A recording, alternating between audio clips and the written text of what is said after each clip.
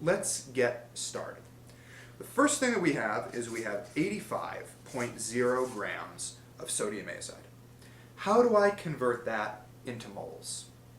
Well, what I'm going to need to do is I'm going to need to use the molar mass, or the molecular weight, of sodium azide. And I'm starting out with 85.0 grams, and I want to be converting grams to moles.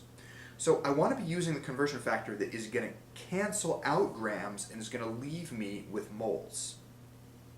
We can cancel a unit out if it's on both the top and on the bottom. So the conversion factor I'm going to use is going to be this one, because grams are going to end up on the bottom.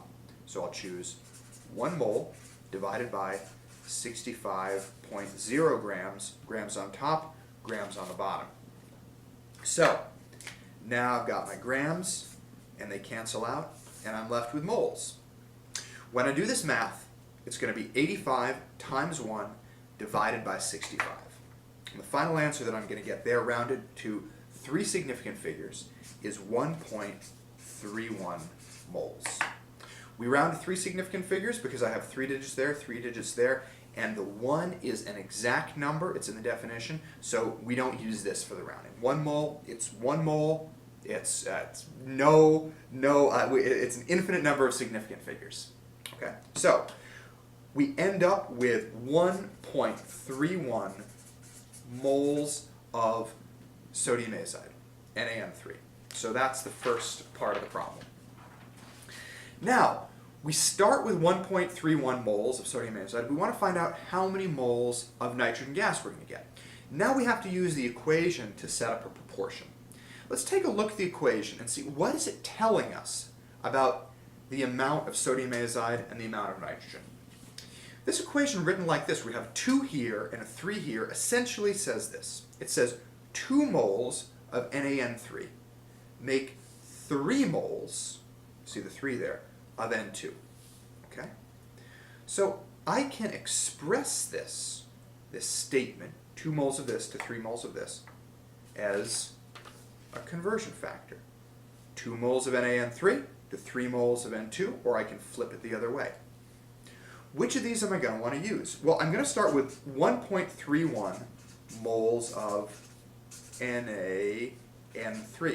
And I want to be able to multiply that by the conversion factor that's going to get rid of NaN3, and it's going to leave me with moles of N2, so I can find out how many moles of N2 I get after that goes through this equation. So I can use this one, I can use this one, I'm going to use this conversion factor, because NaN3 is on the bottom, so it'll cancel out this, it's on the top. So 3 moles N2 divided by 2 moles of NaN3. Now I have sodium azide on the top, sodium azide on the bottom. They cancel out. And the math I'm going to do is 1.31 times 3, and then the answer to that, divided by 2. And when I do that, rounded to 3 significant figures, because 3 and 2 are both exact numbers that have an infinite number of significant figures, I get 1.97 moles of N2. Okay, so that's the answer to the second part of my problem. 1.97 moles of N2. Okay, I'm 2/3 of the way there. Now, the last thing that I need to do, because I'm asked for the volume of N2, not the number of moles, is to take the moles of N2 and find out the liters of N2. Now, this is a gas, so you might be thinking, aha, it's very easy to take the number of moles of the gas and convert it to liters, because 0 degrees Celsius and 1 atm. Am I at STP here? No.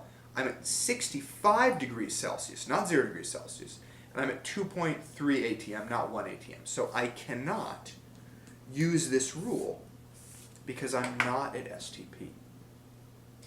Because I can't use this 22.4 liter rule, instead I'm going to have to use the ideal gas law, PV equals nRT, which lets me calculate the volume of a gas sample under any conditions, not just under STP.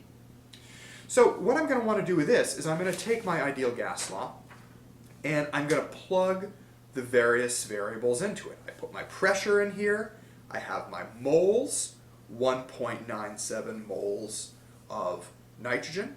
I have to take the temperature, which is in Celsius, and then add 273 to it to get the Kelvin temperature. And finally here is the R value, the constant that I'm going to be using.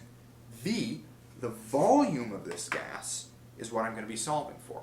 And just to mention it one more time, I have to use the ideal gas law to find the volume because I know the number of moles of N2, but it's not at STP. So if it's not at STP, you have to use the ideal gas law to find out what the volume is. Okay? So I've got my variables here, and I don't want to have to bore you with the math, so I've already gone through and set up and solved the problem right here. Okay?